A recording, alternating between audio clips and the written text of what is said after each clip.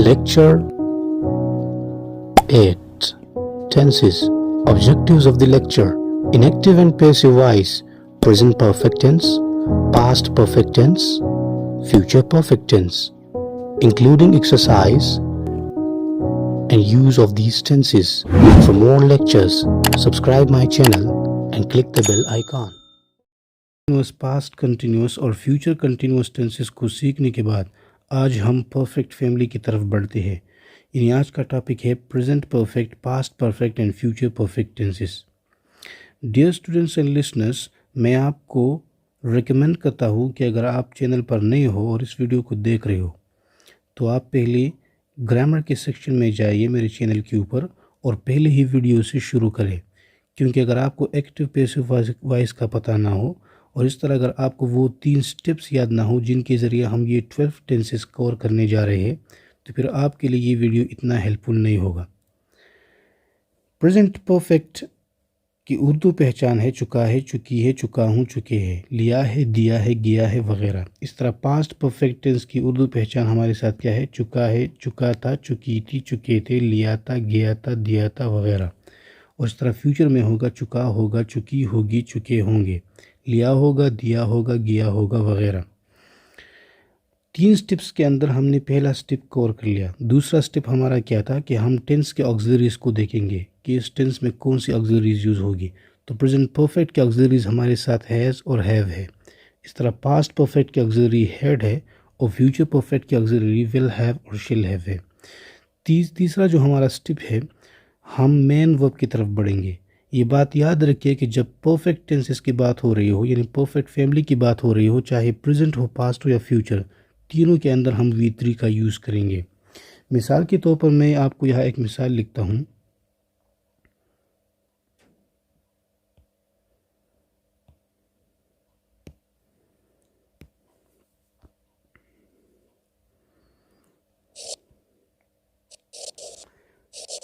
Ahmad school जा चुका है। इस टेंस को पास्ट में जब कन्वर्ट करेंगे तो इस तरह होगा, अहमद स्कूल जा चुका था और अहमद स्कूल जा चुका होगा। The English of this sentence will be like this.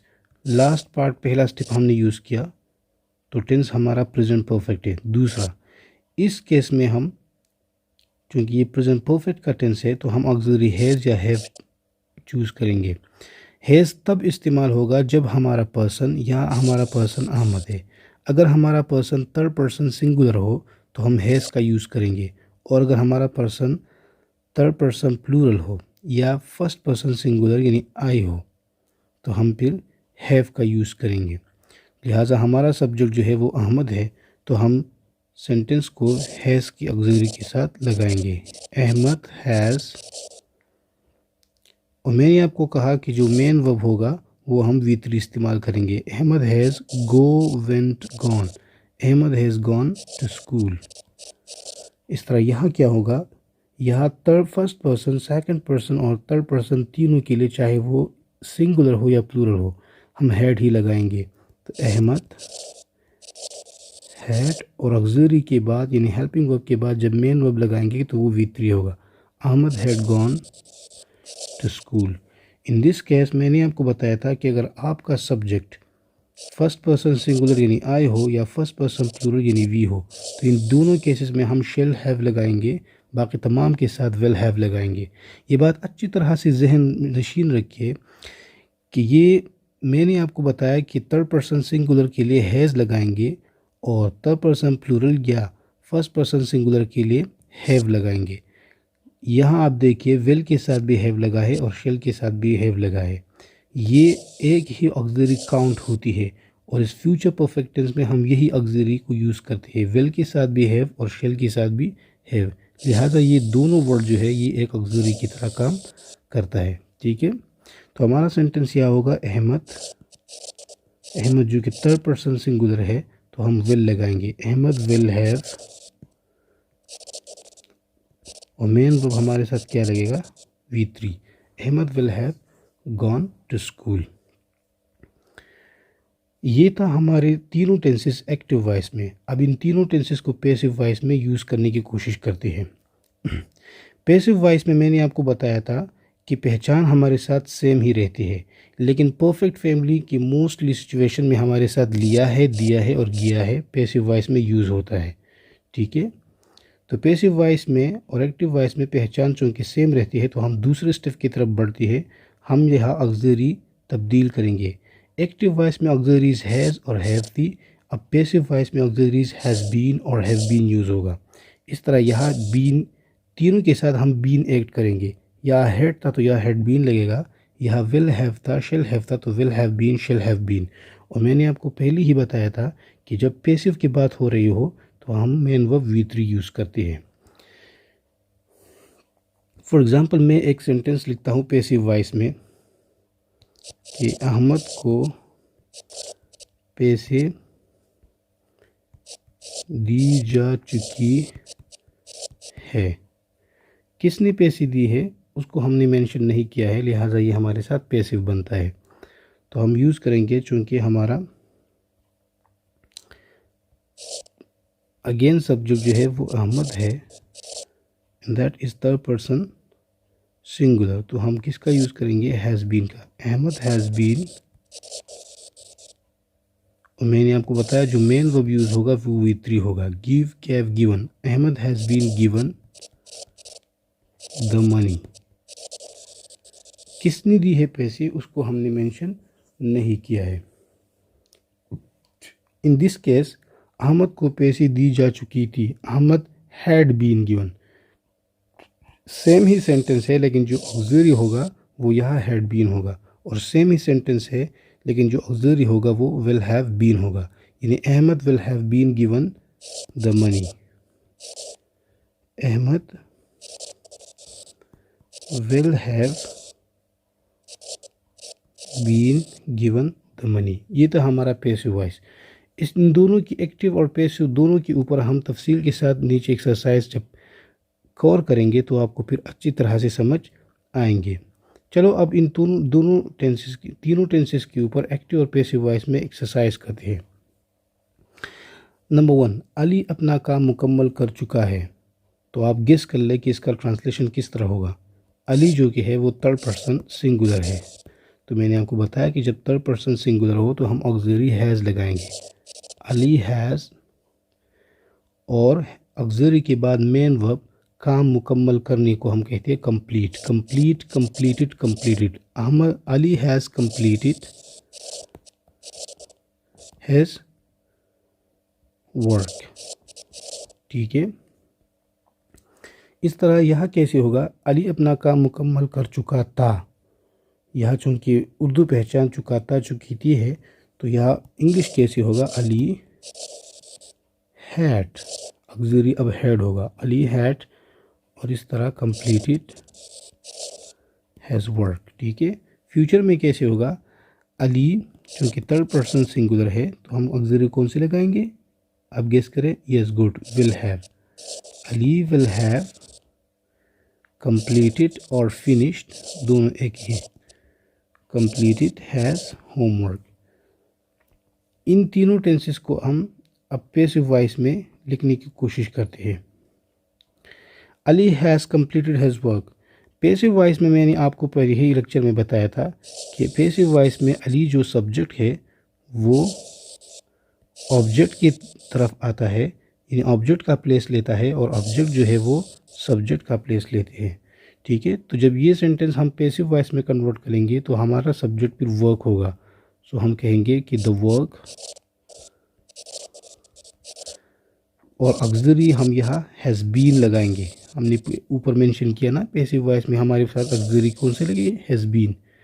Ali, the work has been completed, the work has been completed. यहाँ तक आपका सेंटेंस कंप्लीट है, लेकिन अगर आप फिर भी अली को लगाना चाहते हैं तो आप लास्ट में लगा सकते हैं, the work has been completed by Ali.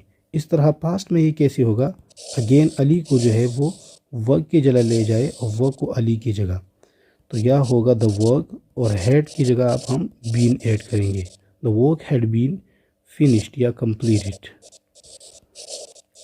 Bye Ali अगर आप लगाना चाहते हैं तो आपकी मर्जी है, ठीक है। इस तरह फ्यूचर में कैसे होगा, the work will have been completed by Ali. दूसरे सेंटेंस की तरफ आते हैं, वो घर नहीं खरीद चुकी है। वो के लिए हम जी चुकी है आई है, तो इसका मतलब ये है कि ये शी की तरफ इशारा है, ठीक है। शी एक्टिव वॉइस में ये कैसे होगा, शी हैज़, शी चूँकि थर्ड पर्सन सिंगुलर है जैसा कि अहमद था, तो हम इसके साथ हैज़ लगाएंगे। शी हैज़, ख़रीदने को इंग्लिश में कहते हैं बाय, ये मैं लिखता हूँ यहाँ, ये फर्स्ट फॉर्म है BUY बाय, लेकिन सेकंड और थर्ड फॉर्म फिर क्या होगा, buy bought bought. She has bought, BOUGHT होगा, she has bought a house, ठीक है। सॉरी, शी हैज़ नॉट भी है, नहीं भी है ना, नेगेटिव सेंटेंस है। ये तो पॉजिटिव था ऊपर जो हमने ट्रांसलेट किया, और अब ये दूसरा जो है ये नेगेटिव है, तो नेगेटिव की सूरत में हम हैज़ नॉट लगाएंगे, ठीक है। She has not bought a house. Past में कैसे होगा, वो घर नहीं खरीद चुकी थी, तो यहाँ कैसे होगा, she had, auxiliary she had not bought a house. और फ्यूचर में कैसे होगा, she will have not bought a house।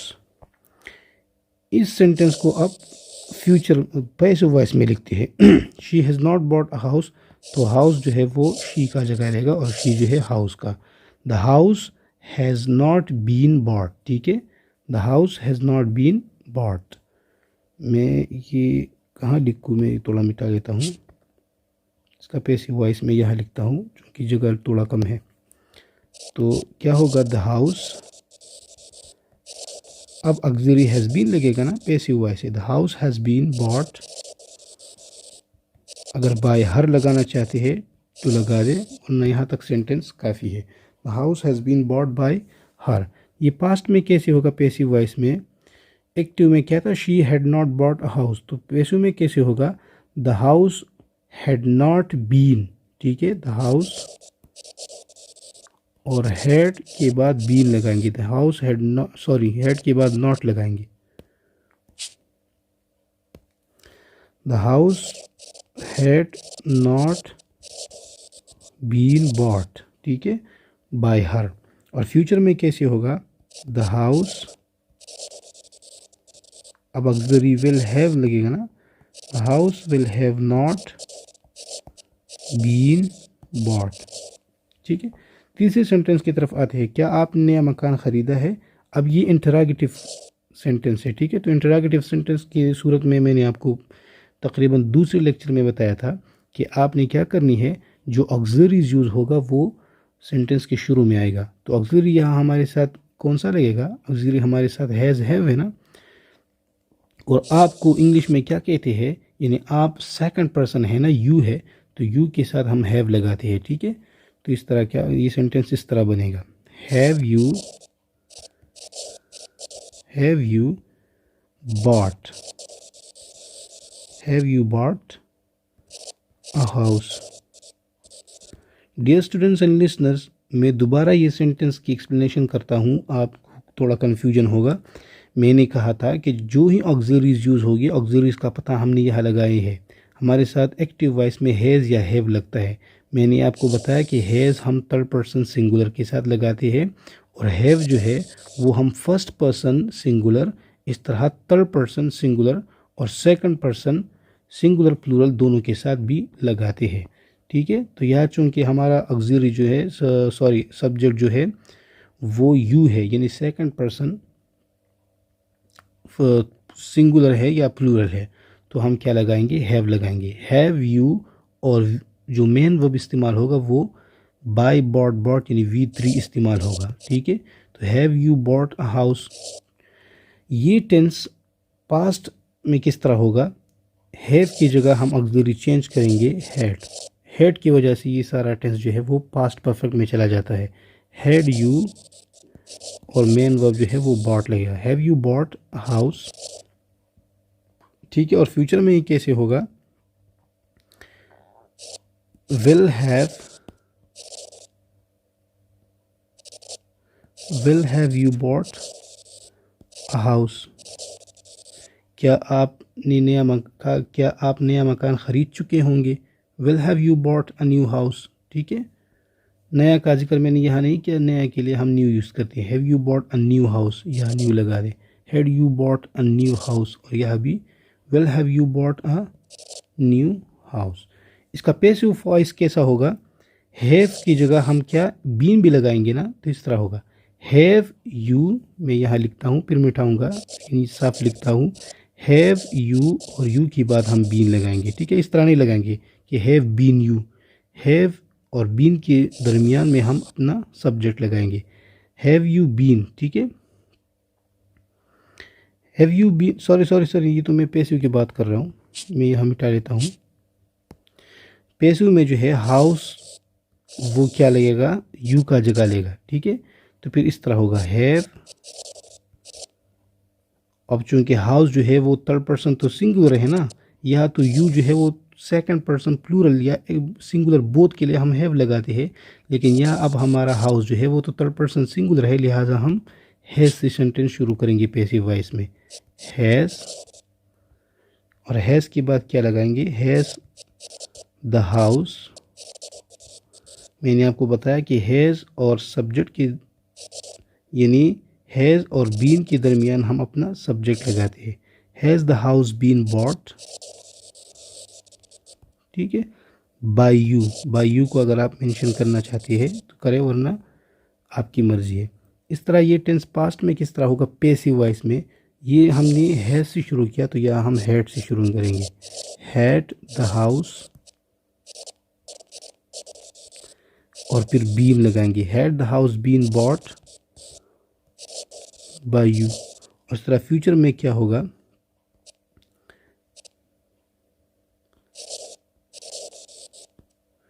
will the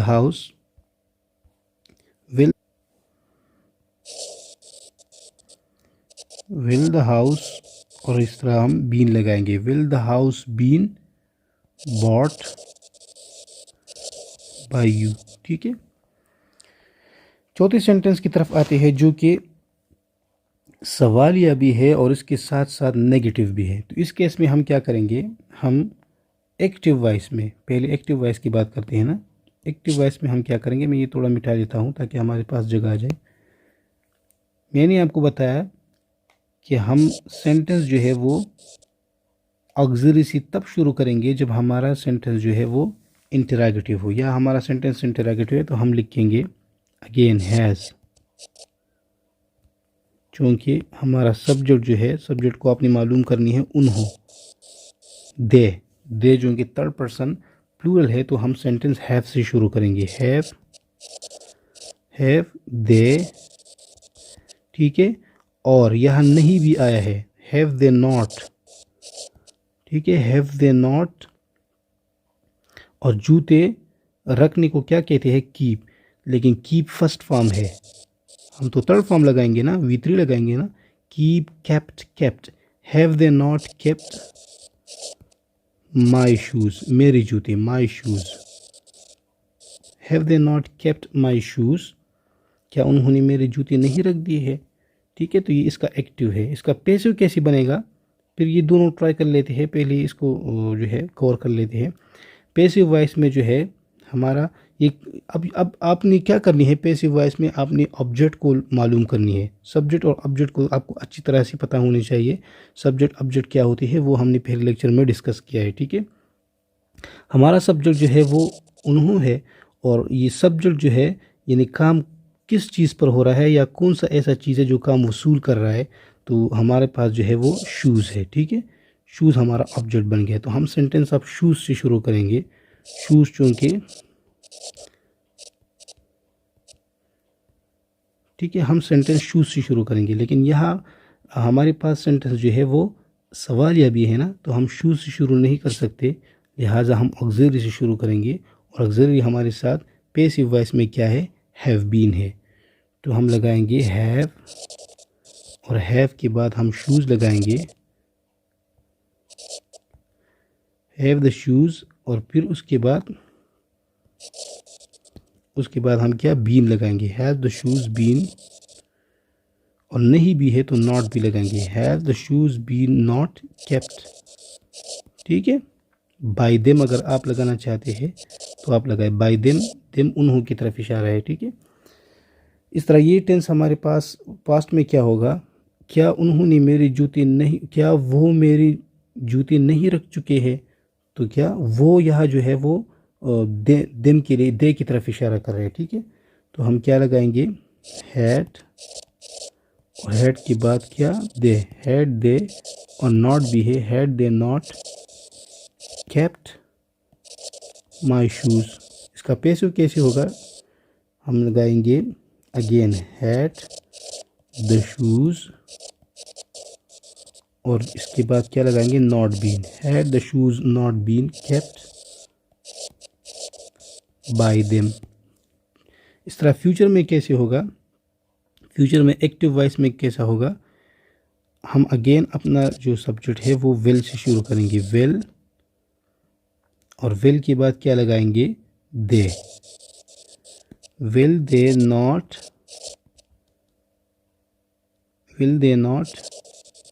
have been, will they not have been kept my shoes। इसका पैसिव कैसे होगा, अगेन हम will से ही शुरू करेंगे, ये सेंटेंस हमने, ये ऑक्सिलरी हमने गलत यूज़ की, मैं दोबारा लिखता हूँ, ये एक्टिव वॉइस है ना, तो एक्टिव वॉइस में हमारे पास ऑक्सिलरी क्या है, विल हैव है, बीन नहीं है। ठीक है, will they have not kept my shoes. तो पैसिव वॉइस में कैसे होगा, इस शूज़ से हम सेंटेंस शुरू करेंगे, लेकिन यहाँ जो है हमारे साथ सवालिया है जुमला, तो हम ऑक्सिलरी से लगाएंगे। ऑक्सिलरी हमारे साथ पैसिव वॉइस में क्या थी, विल हैव बीन। ठीक है, विल हैव बीन, तो इस तरह हम इसका यूज़ करेंगे, विल, और विल के बाद द शूज़ चूँकि मेरा सब्जेक्ट बनेगा, विल द शूज़, और विल द शूज़ के बाद हम हैव लगाएंगे, विल द शूज़ हैव, और फिर नॉट लगाएंगे, will the shoes have not been kept by them. ठीक है, अब ये 5 नंबर का जो सेंटेंस है ये मैं आपके लिए होमवर्क देता हूँ, क्योंकि ये अगेन जो सेंटेंस हमने पहला वाला ट्रांसलेट किया था, आज ये अपना काम मुकम्मल कर चुका है। द सेम वे यही सेंटेंस है आपके लिए, आप इसको सॉल्व कीजिए, खुद ही कर लीजिए, एक्टिव वॉइस में भी और पैसिव वॉइस में भी, और फिर मुझे इस नंबर पर सेंड करें ताकि मैं आपको के लिए चेक करवाऊँ, तो आपको मैं बताऊँगा कि गलती है कि नहीं है। फर्दर अगर आपको एनी क्वेश्चन हो तो आप इस नंबर पर ज़रूर मुझसे व्हाट्सएप पर पूछ सकते हैं। ठीक है, अब हमारा लास्ट जो ऑब्जेक्टिव है इस लेक्चर का वो है इन तीनों टेंसेस का यूज़, यानी ऐसे कौन से सिचुएशंस है जिसमें हमने इन तीनों टेंसेस का यूज़ करनी है। डियर स्टूडेंट्स एंड लिसनर्स, ये बात अच्छी तरह से जहन नशीन रखिए कि अगर आपको किसी टेंस की यूज़ का पता ना हो तो फिर आपके लिए सिचुएशंस को ग्रैब करना और उसको ट्रांसलेट करना फिर मुश्किल हो जाता है। तो आप हर टेंस की यूज़ को भी याद रखिए ताकि आपको जब आप ट्रांसलेशन करते हो या कोई राइटिंग लिखते हो तो आप जब टेंस को इंग्लिश में लिखने की कोशिश करोगे या किसी बात को इंग्लिश में लिखने की कोशिश करोगे और अगर आपको इन टेंसेस की यूज़ का पता हो तो फिर आप अच्छी तरह से जो है अपनी वर्ड का इंतखाब करोगे। The present perfect is used, यानी present perfect is use number 1, actions that started in the past and still continue. इस टेंस को हम तब इस्तेमाल करते हैं जब आप उन कामों या उन एक्शंस की बात कर रहे हो जो वो पास्ट में शुरू हुए हो और अब भी जारी हो। अगर आपको इस तरह की कोई सिचुएशन आ जाए कि उसमें जो एक्शन है वो पास्ट से शुरू हुआ है और वो माजी यानी मौजूदा ज़माने में अब भी क्या है, जारी है, तो आप प्रेजेंट, ये मैंने क्या लिया, ये प्रेजेंट परफेक्ट का यूज़ कर सकते हैं। ठीक है, मिसाल के तौर पर मैं लिखता हूँ, we have lived here for 10 years. ठीक है, तो हम यहाँ 10 साल से रह रहे हैं. ठीक है, तो इसका मतलब ये है कि हमने पास्ट में यहाँ जो है अपना सेटअप किया हुआ है और अब भी हम यहाँ रहते हैं. तो इन सिचुएशन में हम क्या करते हैं, हम प्रेजेंट परफेक्ट का यूज़ करते हैं. The present perfect is use number 2 when the result of past action is connected with present. कि जब पास्ट में जो एक्शन हो उसका रिजल्ट जो है वो अब भी प्रेजेंट के साथ कनेक्टेड हो. इन दोनों कंसेप्ट का तकरीबन एक दूसरे से बहुत गहरा ताल्लुक़ है, लेकिन फ़र्क ये है, मैं आपको बताता हूँ. फॉर एग्ज़ाम्पल, बारिश शुरू हुई है पास्ट में, या बर्फ़ जो है बर्फ़ वो शुरू हुई है पास्ट में, और अब बर्फ़ नहीं बरस रही, लेकिन आप ज़मीन को जब देखते हो तो उसका बर्फ़ का जो रिज़ल्ट है वो अब भी ज़मीन पर पड़ा हुआ है. तो अगर आप इस किस्म की बात को इंग्लिश में ट्रांसलेट करना चाहोगे तो आप इस टेंस का यूज़ करोगे. यदि मैं कहूँगा it has been snowed, it has been snowed, ये मैंने क्यों लिखा इट हैज़ बीन स्नोड, क्योंकि मुझे पता है कि स्नो जो है वो पहले से शुरू हुआ है, अब ख़त्म भी हो, अब जो है स्नो नहीं हो रही है, लेकिन उसका जो रिज़ल्ट है वो अब भी मौजूद है. ठीक, या मैं लिखता हूँ I have lost my wallet, I have lost my wallet, ये डब्ल्यू है. ठीक है, मैं अपना बटवा जो है वो खो चुका हूँ, यानी मैंने अपना बटवा जो है वो माजी में खो चुका हूँ, लेकिन अब तक मुझे मेरा बटवा नहीं मिला है. तो you see the result of past action is connected. जो पास्ट में जो काम हुआ था उसका रिज़ल्ट अब भी मौजूद है, इसलिए मैंने इस तरह कहा I have lost my wallet. अगर आप इस तरह कहोगे कि आई लॉस्ट माई वॉलेट, मैं अपना बटवा खो चुका हूँ, तो इसका मतलब ये है कि मैंने बटवा माजी में खो दिया था और माजी में ही वो मुझे मिल गया था. अब प्रेजेंट से इसका कोई ताल्लुक़ नहीं है, ये मैंने पास्ट सिंपल टेंस का यूज़ किया, अगर आपको याद है. और अगर आपको याद नहीं है तो आप वीडियो दोबारा देखिए ताकि आपको सब कुछ समझ में आ सके. The present perfect is use number 3. Actions happen in the past and may take place again. उन एक्शंस को बयान करना जो कि पास्ट में हुए हो और आपको यकीन है, अगर आपको फिर भी यकीन है कि ये मौजूदा ज़माने में दोबारा हो सकता है. ठीक है, फॉर एग्ज़ाम्पल मैं लिखता he has written many books. उसने बहुत से किताबें लिखी है. तो ये जो अमल है ये उसने पास्ट में किया है, लेकिन इसको यकीन है कि ये मज़ीद भी इस तरह की किताबें लिखेगा, या मौजूदा ज़माने में ये और भी किताबें लिखने का इरादा रखता है. तो इसका मतलब ये है कि ये एक्शन तो पास्ट में ख़त्म हुआ है, लेकिन ये बार बार होने की अभी चांसेस है. तो इस तरह के एक्शन जो कि माजी में ख़त्म हुई हो या आपने मुकम्मल की हुई हो और आपको यकीन है कि ये दोबारा हो सकता है, तो उस एक्शंस को ज़ाहिर करने के लिए भी आप टेंसेस इस तरह बना सकते हैं. तो ये थी 3 main use present perfect tenses के. अब बढ़ते हैं पास्ट परफेक्ट की तरफ. ठीक है, the past perfect is used number 1 to talk about actions completed before a certain time in the past. इस बात का मतलब क्या है व्यूअर्स, मैं आपको समझा लेता हूँ. सॉरी, इसका मतलब ये है कि हम उन कामों को जो पास्ट में कंप्लीट हो चुकी हो, ठीक है, जो पास्ट में कंप्लीट हुई हो लेकिन किसी ख़ास वक्त से पहले. अगर आप इस किस्म की बातों को इंग्लिश में लिखना चाहोगे तो आपने इस टेंस का यूज़ करनी है. ठीक है, फॉर एग्ज़ाम्पल मैं कहता हूँ कि he had completed his work before 5 p.m. he had completed his work before 5 p.m. इस टेंस को आप गौर से देखिए. He had completed his work, वो अपना काम मुकम्मल कर चुका है. कब मुकम्मल कर चुका है? 5 PM से पहले. यानी मैंने एक ख़त्म हुई काम के बारे में बात किया और वो काम जो है वो किसी वक्त से पहले, सर्टन टाइम्स के पहले जो है पास्ट में ख़त्म हुआ है। तो इस किस्म की बातों को जब आप लिखोगे इंग्लिश में तो आपने इस टेंस का यूज़ करनी है, ठीक है। Number 2, to talk about actions completed before another action in the past. माजी में किसी दूसरे काम से पहले ख़त्म किए गए कामों को बयान करने के लिए भी हम पास्ट परफेक्ट टेंस का यूज़ करते हैं। फॉर एग्ज़ाम्पल मैं लिखता when I telephoned him, he had gone out. Dear students, अब आपको कन्फ्यूजन होगा कि सर आपने तो व्हेन आई हैड नहीं लिखा, यहाँ तो हैड चाहिए था ना, क्योंकि हैड हमारी ऑक्सिलरी है इस टेंस में। लेकिन मैंने यहाँ प्रेजेंट यानी पास्ट सिंपल का यूज़ किया और इसके साथ मैंने यहाँ जो है अपनी इस टेंस का यूज़ किया, पास्ट परफेक्ट का।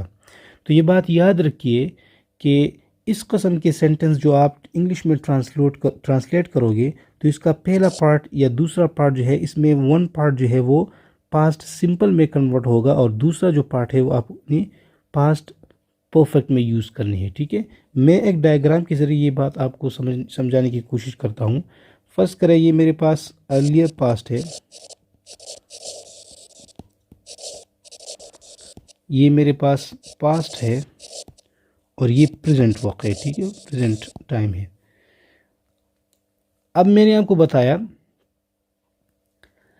कि हमने क्या करनी है, हमने एक सिंपल पास्ट का यूज़ करनी है और फिर हमने पास्ट परफेक्ट का भी यूज़ करनी है।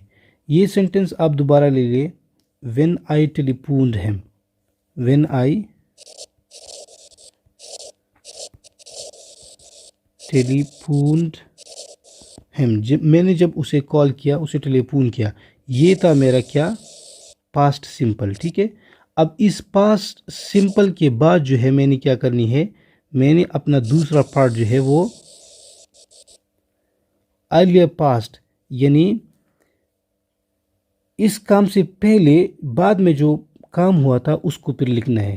यानी ही हैड, यहाँ मैंने क्या लिखा था, he had gone out, he had gone out. इन दोनों पार्ट्स को आप समझने की कोशिश करें डियर स्टूडेंट्स। ये कंसेप्ट थोड़ा मुश्किल है लेकिन आप जब इस पर प्रैक्टिस करोगे तो फिर आप बहुत ज़्यादा खुश होंगे, ठीक है। ये आप इस पर गौर कीजिए, व्हेन आई टेलीफोन्ड हिम, मैंने जब उसे टेलीफोन किया, ये तो मेरा पास्ट है। टेलीफोन करने के बाद क्या हुआ, अर्ली पास्ट क्या हुआ, ही हैड गॉन आउट, वो जा चुका था, ठीक है, वो जा चुका था। यानी ये जो जाने का अमल है ये जो है ये किसी वजह से हुआ है, ये किसी एक्शन से पहले बाद हुआ है और वो एक्शन क्या है, व्हेन आई टेलीफोन हिम। ये तो पास्ट है लेकिन ये वाला जो पास्ट है ये इस फ्यूचर के प्रेजेंट के करीब है, ठीक है। तो इसलिए मैंने इसे क्या कहा, अर्लियर पास्ट, यानी प्रेजेंट से थोड़ा पहले, प्रेजेंट से मौजूदा ज़माने से पहले ये काम हुआ है और उसके बहुत दूर जो है पहले ये काम हुआ है। तो इसकी कम्बिनेशन में हम क्या करते हैं, फिर पास्ट परफेक्ट की यूज़ करते हैं, ठीक है। प्रैक्टिस एक ऐसी चीज़ है डियर स्टूडेंट जिसकी वजह से आप जो है इस टेंसेस पर उबूर पाओगे।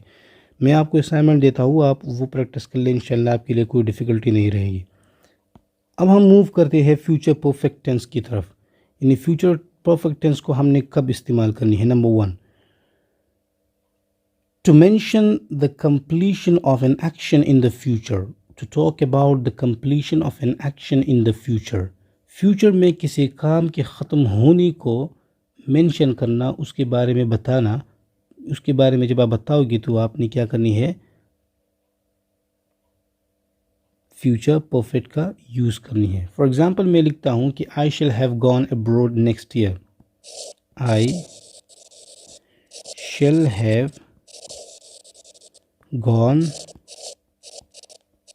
अब्रॉड नेक्स्ट ईयर, मैं अगले साल बाहर मुल्क जा चुका हूँगा, ठीक है। तो आई के बाद मैंने शेल क्यों इस्तेमाल किया, क्योंकि मैंने बताया था कि आई ऐसा सब्जेक्ट है, यानी फर्स्ट पर्सन सिंगुलर है और फर्स्ट पर्सन प्लूरल आई और वी के बाद हम क्या करते हैं, शेल का यूज़ करते हैं, ठीक है। I shall have gone abroad next year, यानी अगले साल मैं बाहर मुल्क जा चुका हूँगा। ये एक ऐसा काम है जिसको मैं मेंशन करना चाहता हूँ, ठीक है। Number 2, to point out actions completed before a certain time in the future. Future में किसी ख़ास वक्त से पहले जो काम होगा उसको भी मेंशन करने के लिए हम क्या करते हैं, इस टेंस का यूज़ करते हैं।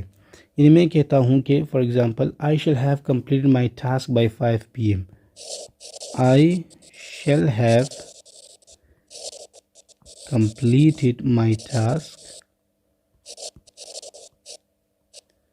Bye 5 PM। मैं अपना काम 5 बजे से पहले ही ख़त्म कर चुका हूँगा, ठीक है। Number 3, to talk about actions completed before another action in the future.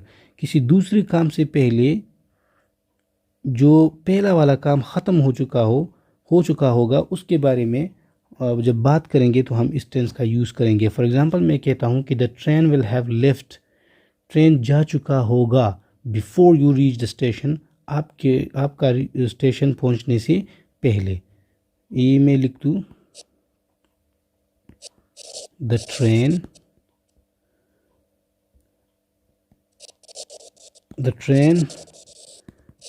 will have left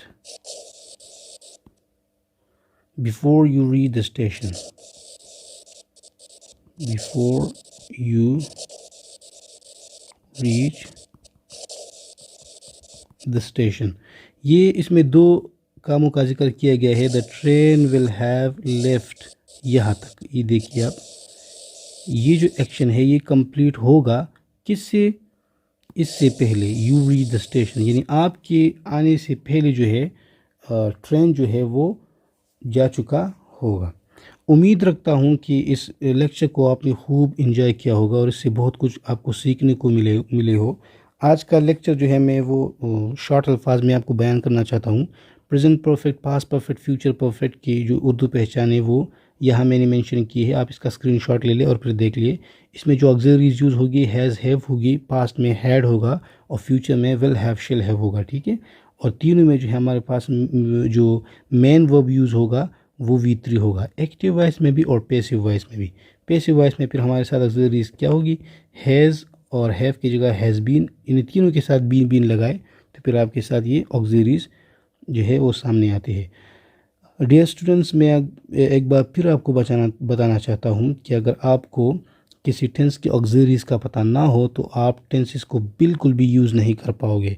तो ये मेन पार्ट जो है, हर टेंस की ऑक्सिलरीज आपने ज़रूर याद रखनी है। Auxiliaries is the most important thing in all tenses, you get it. तो आप ज़रूर इनको याद रखिए।